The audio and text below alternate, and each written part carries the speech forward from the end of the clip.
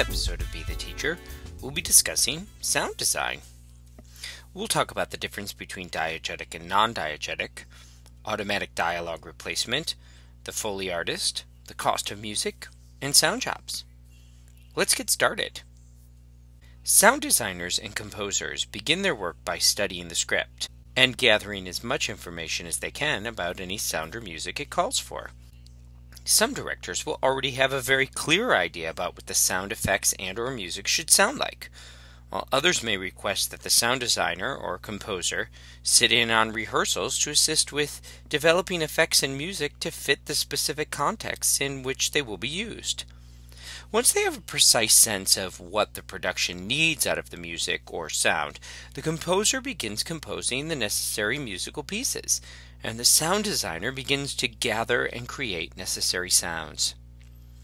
Like so many other areas of film, music, dialogue, and sound effects can each do the following things: suggest a mood, evoke a feeling, set a pace, indicate a geographical locale, indicate a historical period, connect otherwise, unconnected ideas, characters, places, images or moments, draw attention to a detail or away from it, indicate changes in time, emphasize a transition for dramatic effect, startle or soothe. At any given moment in a film, sound is likely to be doing several of these things at once. Before you understand the sound jobs available in the film industry, you need to understand the two different types of sound. There are two types of sound in a movie: diegetic sounds and non-diegetic sounds. But what are they? Diegetic sound is a sound whose source is visible on the screen, or whose source is implied to be present by the action of the film.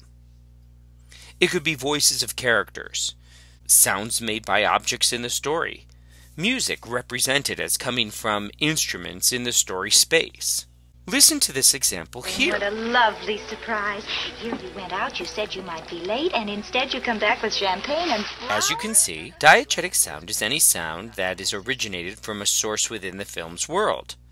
Diegetic sound can be either on-screen or off-screen, depending on whatever its source is within the frame or outside the frame. Even if one person in the film can hear the sound, it is diegetic. For example, if Bobby, our main character, farts, maybe I shouldn't say that, let's say burps, in a crowded classroom, and only Sally can hear it, it is diegetic. Furthermore, if Bobby is thinking to himself and only he and the audience can hear what he is thinking, it is diegetic. All of these sounds are from the world of the film. Non-diegetic sound are sounds whose source is neither visible on the screen nor has been implied to be part of the present action. For example, a narrator's commentary, like my voice right here. Sound effects which add for dramatic effect, like a boing in a Bugs Bunny movie. Mood music, like this. Non-diegetic sound is represented as coming from a source outside of the story space. Non-diegetic music is that music that swells when Bobby and Sally kiss. Can they hear the music? Of course not. Therefore, the music is non-diegetic. Much of the sound in a film is added after the film is done shooting. When you film, the camera does not have the ability to pick up the sounds. A sound designer must be hired, and microphones must be placed all around the set. The sound designer will record a higher quality sound, blocking out all the noises and distractions. These sounds are then edited into the film. The process takes about 6 to 8 weeks to complete. Sound has a huge impact on your film. I mean, without good sound, your audience might be removed from the world of the film. After you have a rough edit of your film, you have a basic dialogue. That is all you hear when you sit down to watch a very early version of your film. There is no music, no special effects, and the first version is filled with errors. So what do? How do you fix your film so it is ready to show to an audience? There are some steps you have to go through, and there are some people who have jobs that can help you through those steps. First, let's discuss ADR, or automatic dialogue replacement. This is typically referred to as lip syncing or looping. Here, the actors are brought into an ADR room. In the ADR room, the actor will replace lines that were poorly recorded, out of sync, or overpowered. The ADR room is usually 100 feet to 75 feet long because sound and light travel at different speeds, so the actor must be a certain distance from the screen to successfully loop his or her voice. The work print is projected on a screen, and the actor will be cued to redo their dialogue. For small budget features, directors usually have 1 to 3 days of ADR, while the big budget features can have 1 to 3 weeks.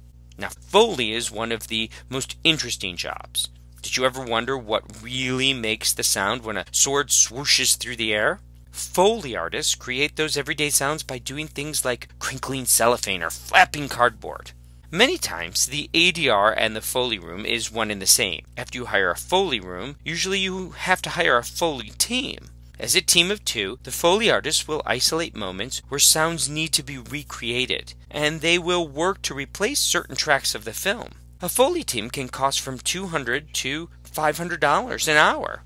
Many small-budget films can only afford footsteps, but ideally, a small-budget director would also like to save up so that they can include clothes and paper wrestling. Believe it or not, those things really matter. Now, for small-budget films, you should never use popular songs. 5 to 10 seconds of the Beatles in your film could cost upwards to $200,000. In addition, an actor in your film cannot use too many words from the song or even hum a phrase from the movie. In fact, Paul McCartney owns the rights to the song Happy Birthday, and he will charge you if you use it in your film.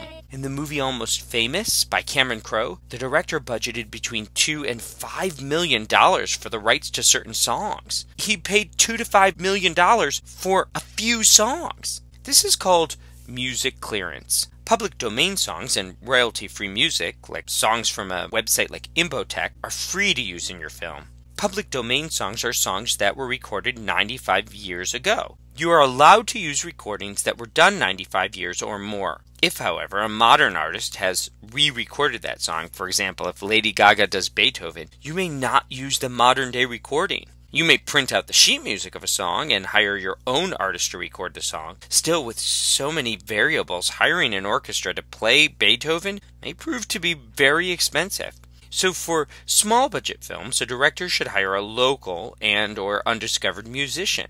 Using undiscovered talents could be a very inexpensive way to get sound in your film. Remember, any distribution company will demand that you get a release up front that allows the company to own the rights to any song included in the movie. Any musician who you will use will need to sign a waiver and release up front. Now, the easiest way to accomplish this task is to hire a musician to create music specifically for your film. By hiring a musician specifically for original music, you can get contracts signed up front, and if the musician does not sign the contract, he or she will not get hired or paid.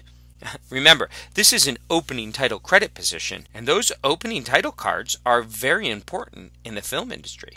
In the textbook, you'll find a number of sound jobs that are available, like the sound designer, the sound engineer, a boom operator, a sound mixer, and like we said before, a Foley artist.